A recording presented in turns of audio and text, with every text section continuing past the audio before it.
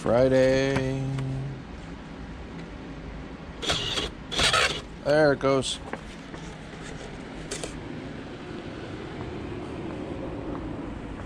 I'm one of these guys that'll get here an hour before. And get the lights turned on, get the compressor fired up, crank up the heat. We got this pump here is going to be a massage.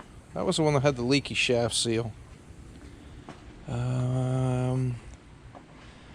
Here's their exchange warming up. Oh yeah, baby. Let's get that one plugged in. Pull the heater, plug in the pump. Oh yeah, fires right up. Awesome. And then over here. Oh, sorry. Let's get their other one. You got it? Come on. There you go. It'll take it a moment to fire up. See if we keep the clipboard on it so we can measure its pressures and whatnot. Yeah, just see how easy that 220 motor started. That little pump, even with cold oil. And this one over here has been sitting under the heater for an hour to warm up the case just enough so that oil will flow with a 110 motor. It just doesn't have the oomph to get it going. So if you can run your pump at 220, run at 220. But pump gets set aside because I have a boat. Here before we close the shop, I have one boat and 3 trucks. And this one here is going to Anakeesta, which is kind of a mountaintop. Oh, compressor. It's a mountaintop tourist attraction with a mountain coaster and zip lines and treetop rope bridges and really cool place. Check it out, Anakeesta. But at Anakeesta, there's only 2 ways to the top of the mountain. The truck and a gondola ride. So if you're afraid of heights, you're going up on the truck.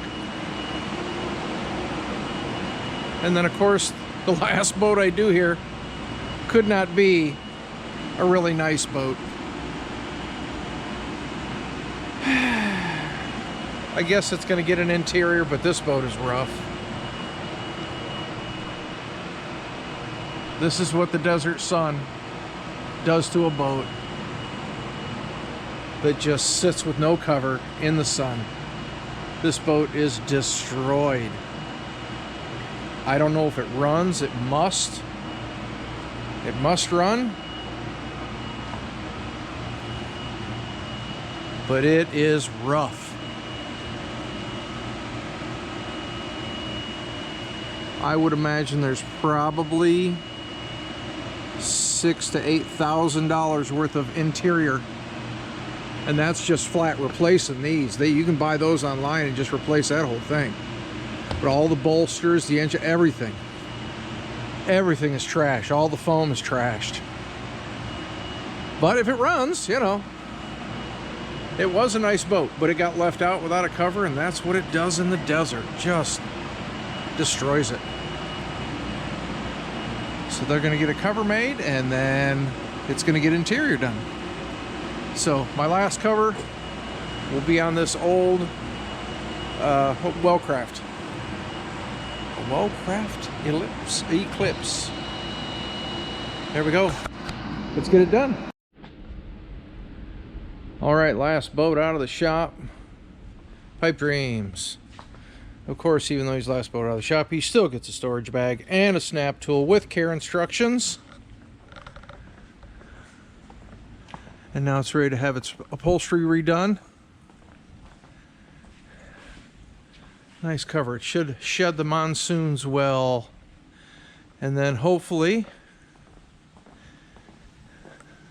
Specialty Vehicles wants to get 3 of these done before I retire and move on.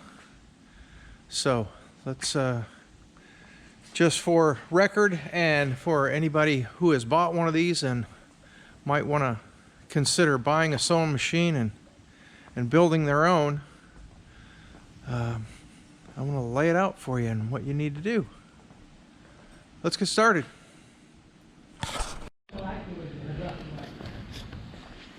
We're moving things around in here already, so it's a little bit dark.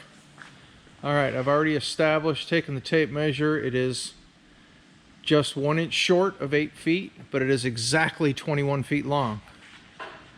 So we'll be, hey, look at that, there's light now. So the panels will be 7 foot wide and 50 inches tall. And the bottom 8 inches will be vinyl, and the top 8 inches will be vinyl. So there's a limited viewing area in between. And then on this truck, he wants the forward to be as much clear as possible. So there will just be a 2-inch border all the way around, all clear. It never gets rolled up, ever. And then on the back, they never use the rear gate, so there's no rear gate. And what I call the gate is the zipper, so you can zip it down, and if it was going to be going through the wind and the rain and nobody wanted to get wet. But they're just going up the side of a mountain. It's a short ride, short scenic ride up the mountain. So no rear zip up gate, just a panel on each side. So let's get it onto paper, and then we can start cutting material. All right, get away from the LEDs over here where we can kind of see it. But that's my artist sketch of my materials list, so I can see it in my mind's eye. The trick is always cut the longest ones first. So I'll cut the front window at 8 feet. And again, everything is graced an inch. Always have run out. So in case you get shrinkage, you'll still have the length you need. So everything's cut 1 inch big. And I got my little cut list down here. I may need 5 pieces, 50 inches. We'll see. I think I can do it with 4. But we'll see. And then over here, we've got the material up on the rack and getting it cut up. Let's get started.